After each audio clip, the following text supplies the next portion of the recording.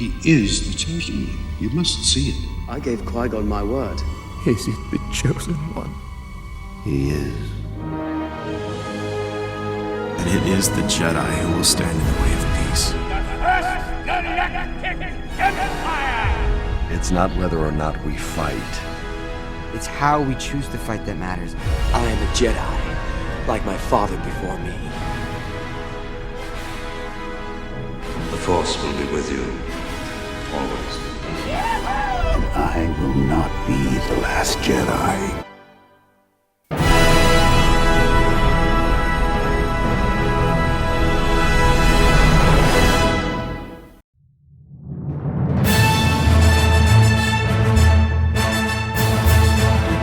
You are listening to The World Between the Worlds, a Star Wars podcast where we have been marathoning all of Star Wars in lead up to the rise of Skywalker. This week, we're starting up Season 3 of Star Wars Rebels. We catch up with our heroes after the emotional fallout of Twilight of the Apprentice, and new threats and old threats rear their heads to, give us a little glimpse into what's going to happen through the rest of Season 3 and even the rest of the show. My name is Yates. My name is Jordan. My name is Keats. Oh, God. My name is Jessica. And we are talking about Steps into Shadows Part 1 and 2 and the Holocrons of Fate. The Season 3 premiere, Steps into Shadow, begins with Ezra and the Ghost crew out on a mission to bust Hondo out of jail in the hopes of using him to break into an Imperial facility and help them get Y-Wings. But a lot has happened since we've last seen the heroes in the Season 2 finale. Ezra is brooding. Kanan is brooding. There is discomfort and unspoken feelings among the Ghost crew. And Ezra's forays into the dark side might just mess up this mission. This is Steps into Shadow. They never would have succeeded without me. Don't they know that? Your anger gives you strength, gives you focus. You can see things clearly your friends cannot. Now, what else do you desire? They can't see. If they can't see, I must become stronger, more powerful. I will never let my friends get hurt again. Camera zooms in to our favorite newly bearded and blinded and visor enthusiast. Ponytail, Kanan. The finale ends on this big, grand opus type of moment where everyone's just totally fucked. We catch up with them and it's very matter of fact, like Kanan is just chilling out in the desert. How did we feel about that? Yeah, I mean, how else are you going to react? I mean, it makes sense that he has some, depression and kind of cut himself off from everybody. And he even says he cut himself off from the Force. Yeah, that was interesting. I didn't catch that Very last first Jedi. watching. Yeah, I didn't realize. makes sense that he would be meditating. Yeah, it was I think we said a few episodes ago that's a pattern in Kanan's Jedi behavior. It's just that he meditates all the time. So now it's just he's gotten to the point where he never stops meditating. I think it's different in this case though, because it's more of don't talk to me meditating. I'm assuming that's all he's doing, and he's not really being there for Hera, because they seem distant. You definitely get the sense that it's after some big crisis happens and the people involved in the crisis don't talk about it. It's super tense and things go bad. And Ezra, it's obviously affecting Ezra to the point where he's trying to seek out a new master, so to speak, in the Sith holocron. Because he's not getting what he needs from Kanan. And he even says to Kanan directly, I don't need you anymore. Yeah. And I also feel it's kind of it goes both ways, because it's I don't need you anymore. Ezra's more cocky now and thinks he doesn't need Kanan anymore, but it's also just kind of you haven't been around, and I've been just making do already. On a very literal level, I don't need you because you haven't been here and I'm still okay. Technically, he's right. Yeah. But he's not okay. But he's not exactly okay. Yeah. I think Hondo says, "Is that really Ezra?" And she's most of the time. That was a great intro to the new season there. And I liked how they started the new season where Ezra looks different, and they kind of acknowledge the fact that he's older now. Yeah, definitely a passage of time. I watched a feature, I think they said it's 6 months. It's roughly. Oh, it's been that's 6 not months. very long. It's not very long, but growth spurt, teenager, happens. And he's acting a lot like a teenager, in keeping with his attraction to the Sith. He's young, cocky teenager, and Now, I mean, basically now his dad is disabled. Yeah. And he feels like he's the one who did it. So that's like pretty intense. And they like live in this world where you need to be like on your A game. That's something that I thought was like an important part of maybe why Kanan stepped away, because the episode starts on like a battle, like a big action sequence, and that's the show. Every week, take something from the Empire, fight some stormtroopers. So there is the kind of question of what is is he gonna drag the party down? And I feel like that's the most obvious answer why Kanan's not there, and also counter that why Ezra's stepping up and why Ezra's diving into the dark side. Exactly. The scene between Kanan and Ezra where like Kanan realizes the holocron's there and he confronts him. The Sith holocron? You opened it? Yeah, I opened it. So what? Ezra, you know only someone who uses the dark side can open this thing. Well, the things I've learned from it have really helped me. You're using it? Maybe you should too. You might actually learn something. Ezra, do you have any idea how dangerous this path is? Everything I've learned has helped me win one battle after another. I'm using it for good. Acting out of anger offers quick results, but it's a trap. Not for me. That to me felt like the most dad-son. Maybe it's just because they're in conflict with each other, I don't know. But just the way it was written and the sort of tone of it, a lot of the drama in this two-parter felt very grounded and very sort of stripped down in a way. And that scene, to me, read a lot just like tinges of it that felt very like teen It's angst like type of things that we've seen in other. It was like my Christian dad like walking into my room and seeing me with Yu-Gi-Oh cards. He's like, what is this? This is evil. I'm taking this away. Like my dad would just take shit away from me all the time. Yeah, but so Yu-Gi-Oh! Now you realize that he prevented you from a life of sending people to the Shadow Realm. Yeah, dude. Man. Can I just ask a question? How do we feel about all of this stuff having happened off screen? Which stuff? Like this whole like diverging of Kanan and Ezra, and the fact that Ezra is like, playing with the dark side, and like he says something to the effect of like, I've used this holocron to win again and again and again, like while you were out. And I feel like, I don't know, I would have liked to have seen more of that, because it makes the reconciliation less meaningful in my opinion. It feels kind of artificial to me. It kind of makes it feel like rushed in a way. They could have built it over the span of a few episodes, like really building the tension between like their relationship crumbling. I think that could have been some powerful stuff, but instead we kind of just were thrown in the middle of it.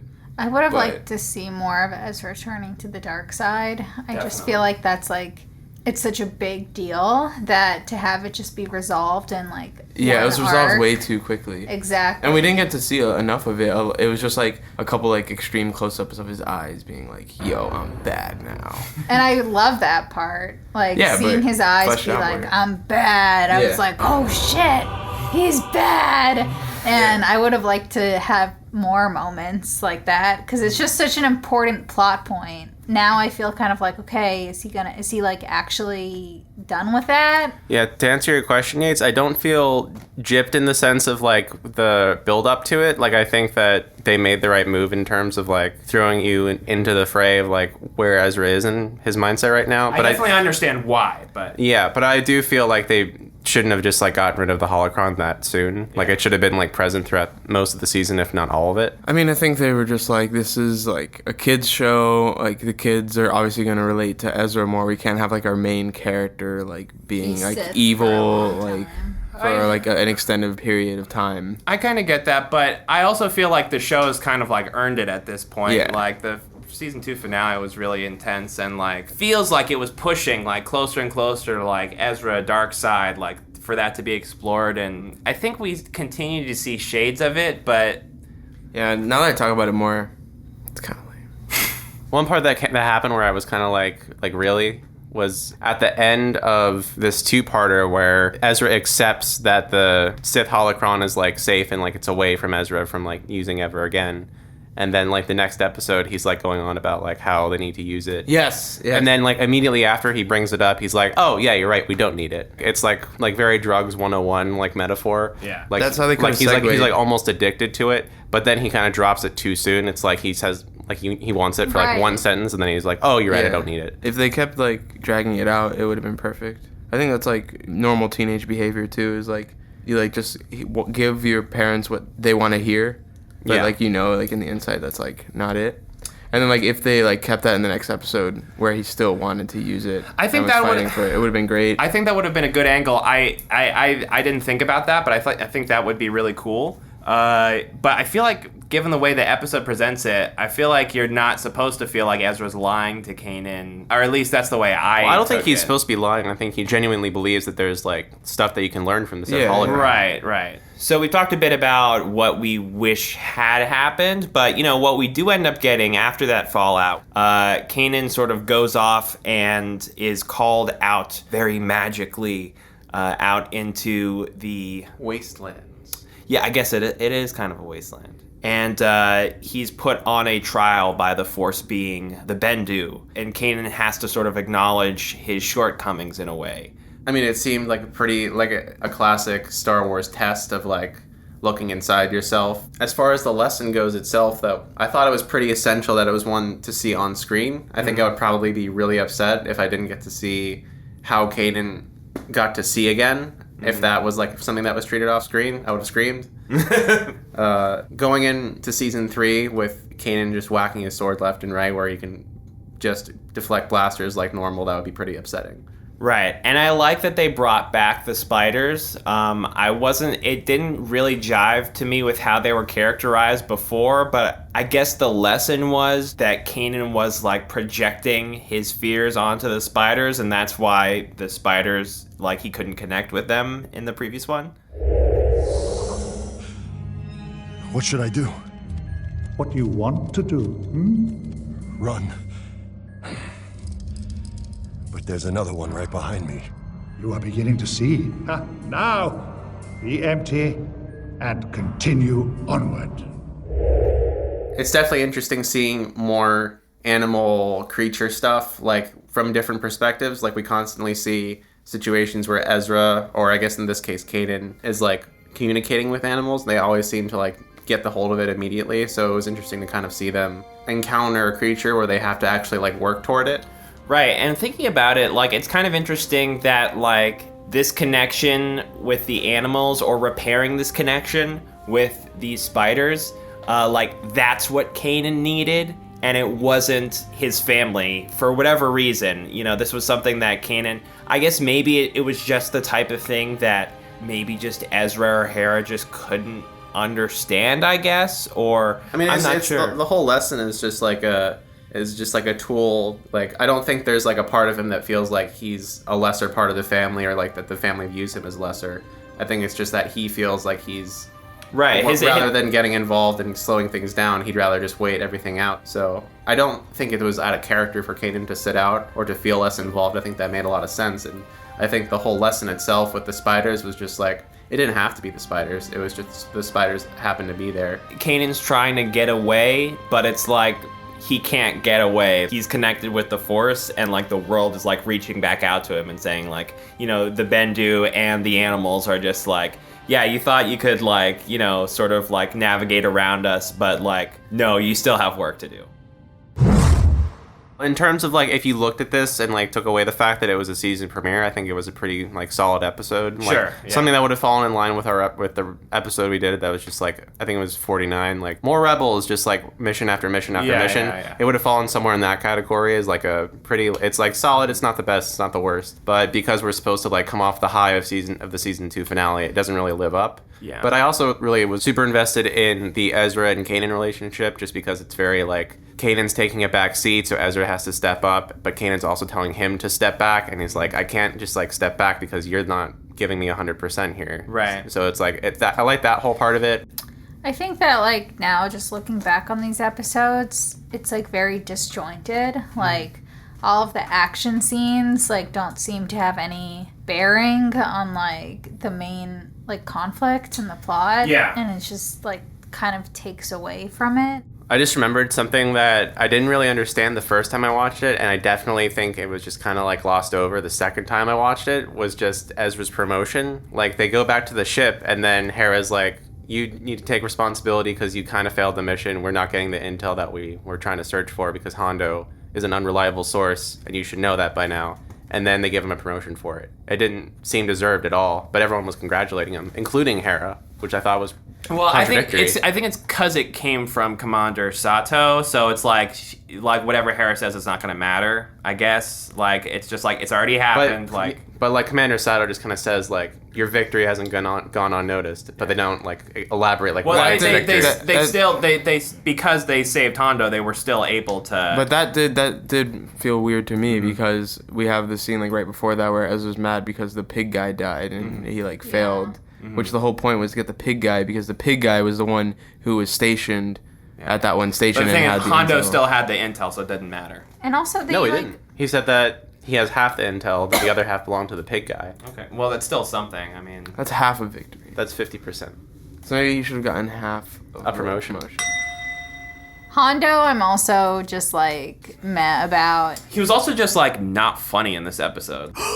What an accusation! Dude, I get it. You're gonna steal the ship and leave him behind. Well, he also does this thing where like he just accidentally like says like he did like 5 times where he's just like, oh, I'm going to take your money. Oh, I mean, sorry. Like, who fucking does that? You're a pirate. Like, you're a professional. Like, you don't just accidentally say you're going to betray your friends. I think that's the point. Yeah. He's losing his touch. I get it, but it was not executed well. I thought it was kind of funny. There was a way of doing that type of joke in a subtle way that was actually funny versus, like, I thought the way it was they funny. did it here. Yeah, and then once again, like, it didn't match up with, like, reality, I felt, because once again, he, like, fucks them over, and then Ezra's just like, okay, Hondo, see ya next arc. But does he technically fuck them over? Because he steals an Imperial ship, and he was originally going to get a ship from the Rebellion, so that's one less ship that they have to give away. He just ditched. Well, you know what? He got away because Ezra blew up the station that they were on and fucked everyone over anyway.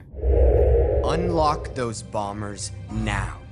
Sorry, but I've sabotaged the control unit. The only way to unlock the bombers is to cut power to the entire station. Okay. Wait! If you disable the power, this station will drop to a fiery destruction. You would doom us and your friends for a few old ships? I believe in my friends. They'll be fine. You, not so much.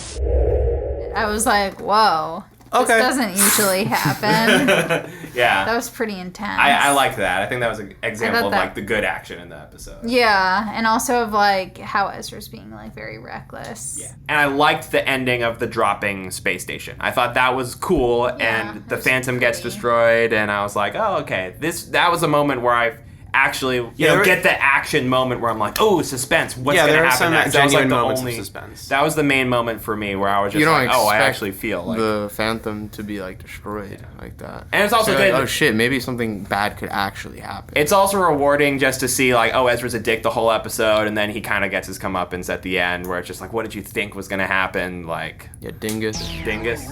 Maybe it was like parallels of like Kanan and Ezra where it's like the dark side is like causing Ezra to be blind spiritually, and like Kanan's like blindness is now actually helping him be more open spiritually and see.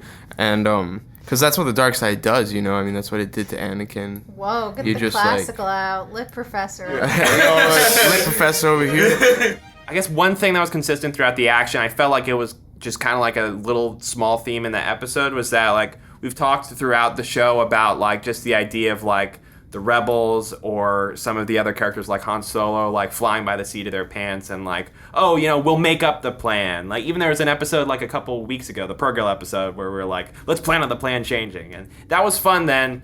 I feel like they were trying to get the message across, like, hey, we can't do that anymore because Ezra's here flying by the seat of his pants and he's just being reckless and endangering all his friends. So I feel like they were trying to get across, like, an escalation in that sense. They're trying to raise the stakes because now it's, like, not just their cell. It's, like, expanding to, like, the whole of the rebels. And I feel like that was communicated with Thrawn being like, who cares about them? Like, they're just, like, step one of, like, something bigger. There are 2 new characters. Both are going to be wildly important. Who's the third one? I don't care. Governor Price? Governor Price is one of them. We're not going to talk about her because there's 2 that are way more interesting.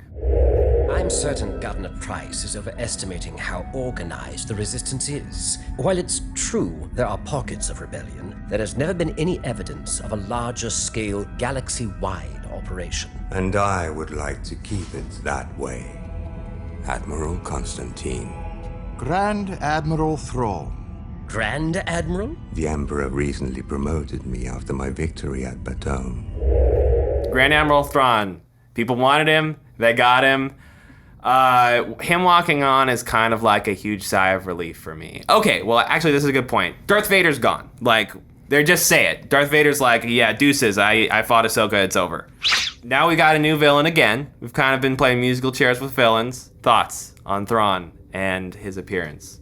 I like his blue skin. He's a slow burn. He is a slow burn. I love it. He talks like he's like in an opium den. It's like the whole time he's just like, mumble, mumble, mumble, mumble. It's because he's confident in himself.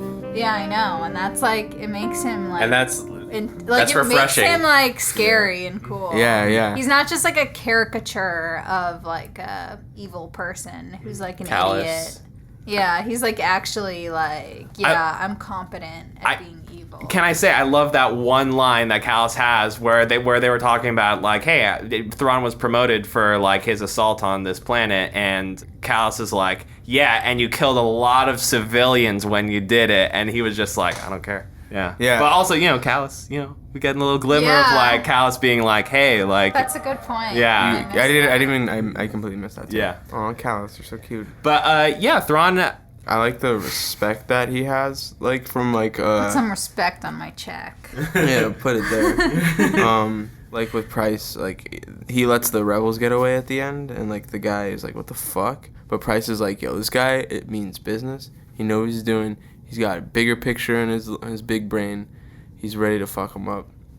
And I love that. For me, it's like a huge sigh of relief because I feel like, at least in the villain department, this is finally when the show like has like a villain that like, for me, like in my brain, like forget about Darth Vader, forget about the Grand Inquisitor. Thrawn is like the villain of the show. Mm. And he's a very good villain that is used very well here. It's just weird that they introduced him this way with like one scene, but I guess it's just like paving the road for what direction the season's going to go in. The other character that is introduced is the Bendu. Your imbalance woke me from a deep slumber. Imbalance? Your presence is like a violent storm in this quiet world. You're a Force wielder. But you're not a Jedi. Wielder? Jedi and Sith wield the Ashlar and Bogan, the light and the dark. I'm the one in the middle, the Bendu. I'd say there's a lot of intrigue, there's a lot of what's this person about, and some opening up of the lore, some magic. How do we feel about the Bendu and his inclusion here? Pretty consistent. I remembered loving him, and I still do. I think I can understand like he's kind of like basic. He's like Yoda without any of the like mystique.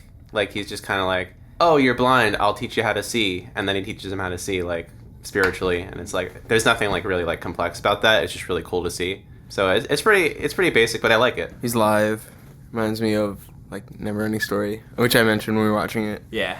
Just like one of those like 80s kids movies where like there's a giant puppet that like talks to them about like these magical fairylands that live in their closet, and then they're like, Dad says never to go in there, but then they go anyway.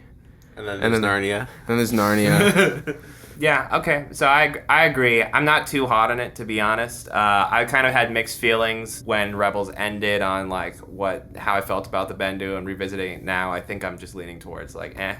But I like all of the technical aspects. Like, I like how he looks. I agree. I think they were definitely trying to do like an 80s like Jim Henson puppet like feel, but for like in 3D, obviously. I think it's just like a plot device.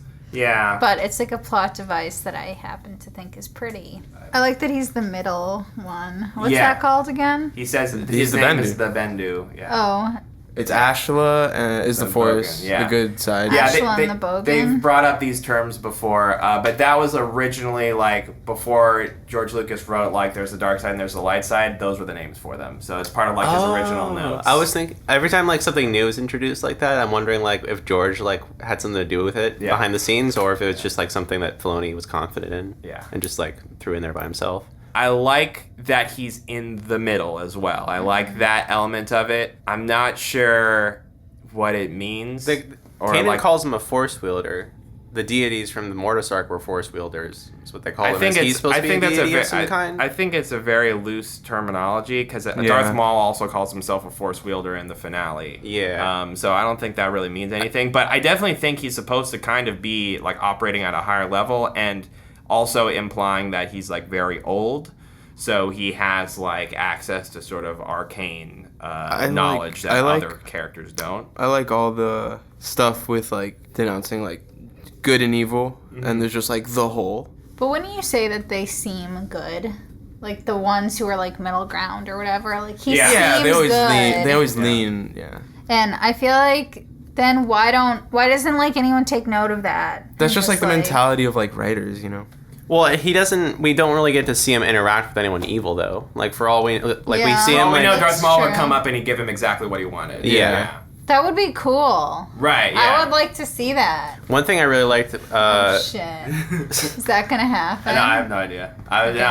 He doesn't remember. Oh, no, I don't remember. But I agree. I think that would be cool.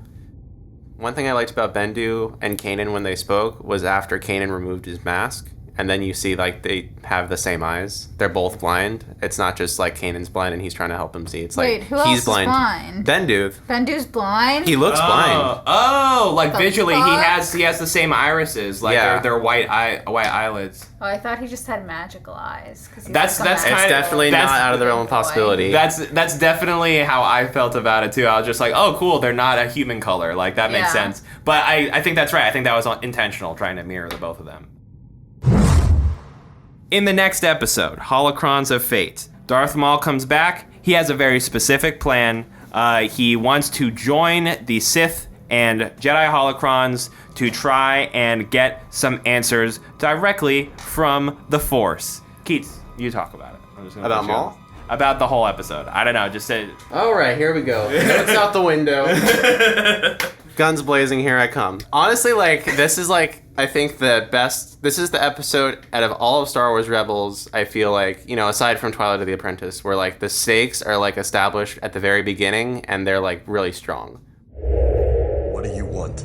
The Sith holocron that our apprentice and I acquired on Malachor. We don't have it. How unfortunate. Because if that's true, then your friends have no future. Okay, we have it, just not with us. We'll give it to you, as long as our friends remain safe. Agreed. Good. Oh, and one more thing. Your Jedi holocron. Give that to me as well. Kanan, no.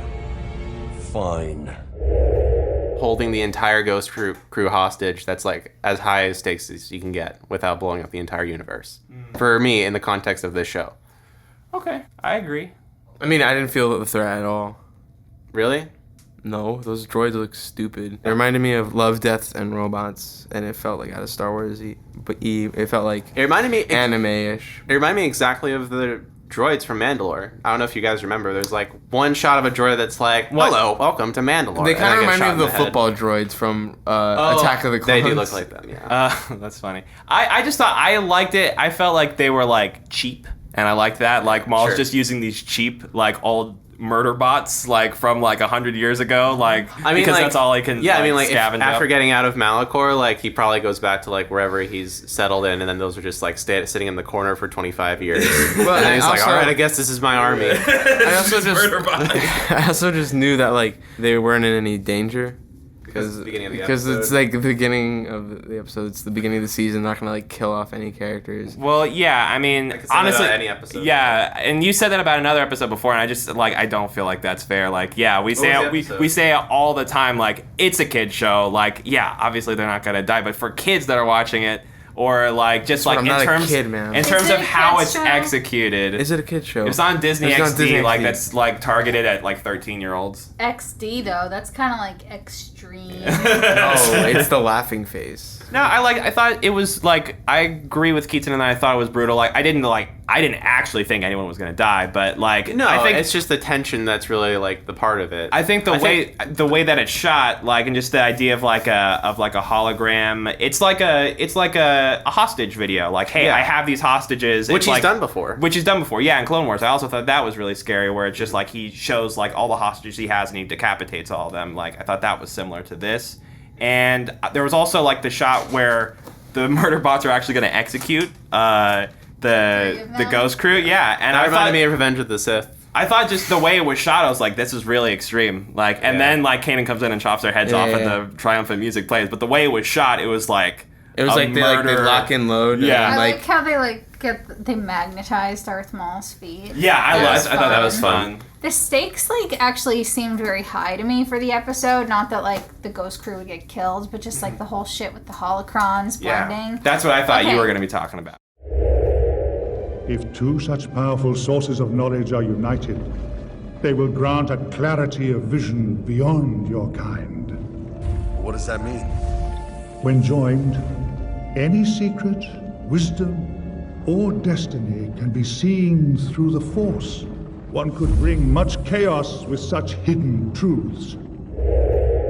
What's everyone's take on the holocrons being united in the grand big picture of Star Wars? Yeah, that was like another thing where I was just like, if like you're promised to know like anything you want to know, then why have people not done this before? It feels pretty OP to me. Yeah, it's super OP. Yeah, everyone would be combining holocrons. Like if you could just get whatever you wanted by combining. Yeah, them. I like the idea, and it was I think an efficient solution to tie everything together. Like we've established we have a Jedi holocron. We've established we have a Sith holocron. So creating this new bit of lore where like you get access to a prophecy, a secret. I thought that part, the prophecy secret part, was interesting. I always like that stuff in Star Wars. But the fact that you could combine them together was just kind of like a plot convenience. Just like, hey, we already have these two things set up already. Let's just find a way to do something with them. I'm fine with it, but I would have done it differently. So like, can the holocrons be combined like only once? Is it like... Yeah, I mean presumably Palpatine like has like fucking thousands of Sith and Jedi holocrons like in his office. Like it just feels like that's like why he's won. Like that's it. He knows everything that's gonna happen. It reminds me of the stuff in the Queenie Julie episode where they like take the Force out of people. They like extract it, and it's just like, wow, like why'd you make that decision? Like now can't they just like invent like a weapon to the Ghostbusters weapon? Yeah, exactly. Like it's just like sometimes I feel like they care less than we do about like I don't think that's true. I just feel like, why are you making the universe so complicated? I mean, it doesn't feel like it pays off. Like, right. Yeah. But there's like millions and millions of different cultures out there. So yeah, it's going to be complicated. But like the way they actually do it, just, I don't know. Like I kind of agree with explaining the narrative. We're humans and we make mistakes in our I don't think it's that they don't care. I think it's that they do care, and they're like trying to like innovate and give us something new, but it's just like at the expense like more of like stuff. Yeah. Like it's good to have new things, but it's like, don't just put it in like a throwaway episode. I guess like the in-universe logic is just that Sith have died out, so there's been like... true. Well, also you can only unlock it if, right. Oh, that's true. Jedi and a Sith. So they have to want to genuinely work together, which I guess is like, I guess that part of it makes sense. Jedi probably don't want to do that. It felt very mythological, I'll say. Absolutely. Like, just like you get, your one question, and also that maybe Ezra and Maul have different questions, and what is the answer that it gives? You know what I want. I want to destroy the Sith. You are as ambitious as ever. As for me, I seek something much simpler, yet equally elusive. What's that? Hope. What is Maul looking for? He gives, a very sort of obscure answer that could mean just about anything. And I'm sure that was on purpose to sort of open it up to speculation. But he, at this point in his life, it's a question like what is actually motivating him. What do we think the significance is of Ezra still wanting the key to defeat the Sith? Because that was kind of like not really relevant in the previous episode. It was obviously in Twilight of the Apprentice. That was the whole thing. They're like, we want the key to defeat the Sith. And now Ezra's like, still, that's what he wants the most. Even though Darth Vader and the Inquisitors are out of the picture from what we can tell. He's so caught up on like not having his friends or family like being injured. And I think the biggest threat is the Sith. So that's why he's still like dwelling on it. Like he feels like once he gets rid of them, like everyone will be safe. And it's also like not a secret that the Sith have ties to the Empire. So it's like you defeat the Sith, you defeat the Empire, you liberate your people. I like that he has like an internal like desire to take like any means necessary. Yeah, and I really love how Bendu even brings it up. Like the desire to do good can even lead one evil. Like I thought that was like. I love perfectly Bendu. Captured his. I love Bendu's line about how an object is like not the thing that makes a person like turn evil. It's like the person itself. Well, we never talked about the whole like journey to get the actual Sith holocron. Yeah, I think that was. That was also stupid. Because they were just like, oh, like this could be really bad, and instead of like thinking about it, they're just like, oh, but we have to save our friends. Okay, you don't do that shit in other episodes. Usually they like think about things some more, like find an alternative, like have a back and forth. You know what I mean? I guess that's a good point. They submitted immediately. I kind of like that, but I'm thinking about it now. I can't tell you why. It just seemed like the stakes were so high with like the blending of the holocrons could like unlock like a secret that can never be unseen by Darth Maul, who's like evil and blinded you. But it's like, oh, okay, like, no, we just have to do it and, like, see what happens, whatever. I like it from the mythological perspective, but I do think, like, the storytelling consistency would deem that they would probably just go empty-handed and kind of just wing it from there. And they even, like, say, like, we should just wing it from here at some point in the episode. I mean, also, like, I thought that they were going to lead it up to Ezra not doing it with Darth Maul because he learned his lesson, like, not to trust Darth Maul. But then he's like, okay, like, let's just do this, like, enter into this crazy, like, fucking Jedi Sith power shit and, like, unlock, like, an atom bomb, like, here with you again. I also would think that he would have, like, a longer talk with him about, like, going towards the dark side. Like, that's really intense that he's, like, fucking talking to this Sith shit, like, holocron. Well, that is the start of Season 3 of Star Wars Rebels. Next week, another 3 episodes, The Antilles Extraction, Hera's Heroes, and The Last Battle. I remember really liking all 3 of these, so I am pumped. My name is Yates. It was the last one. My name is Jordan. My name is Jordan. I'm Yates. If I never went, would that mean we have to stay in this room forever? No. My name is Keats. My name is Jordan. May the Schwartz be with you.